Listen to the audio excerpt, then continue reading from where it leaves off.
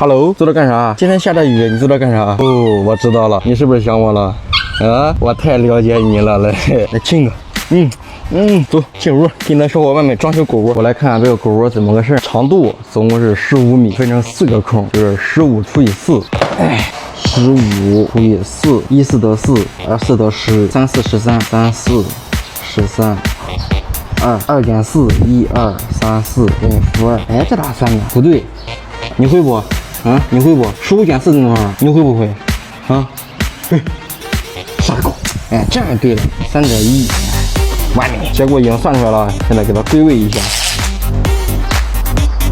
250，3个 ，OK， 4个正好。下一步，把这焊起来，长度就定了1.5米。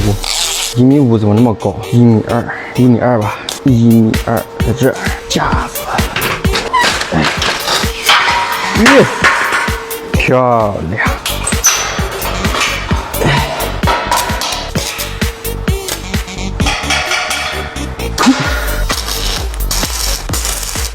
哎呦，哦，头部给我烧着了，下大了，快，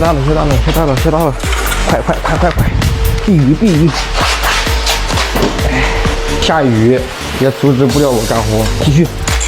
傻狗，妈下大了还不进去？傻狗，不嫌淋得慌，进去。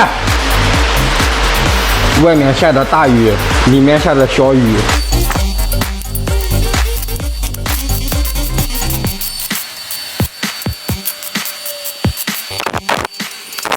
OK 了啊，完工了。虽然说今天歪扭扭，但是效果还不错。最主要的，我想问啊，这个梯子怎么拿出来？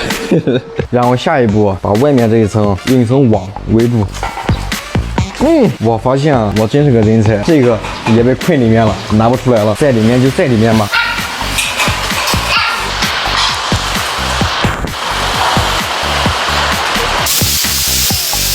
把这给拽紧，更直喽，重新搞一个。哎呦，哎呀，哎呦 ，OK， 哎呀 ，OK， 这边还剩一点，啥不多，就网多，用这个吧。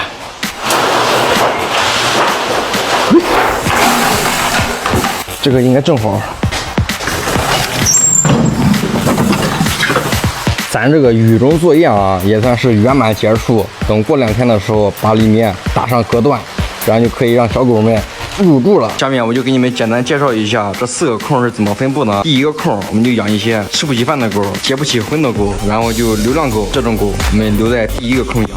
然后第3个空毋庸置疑啊，我给它俗称叫生育生殖区，啥意思呢？就是小狗之间必须要有感情啊，有感情之后放在第3个区域，然后给它培养一下，培养之后就可以生产出更多的小狗。然后就是第4个区域啊，当然了，就是小狗的区域，在这个区域里面就养小狗，没有战斗，它们可以在第4个区域里面生存一下，等生存完之后再移到这边。还有啊，就是你们最关心的它啊，它住哪？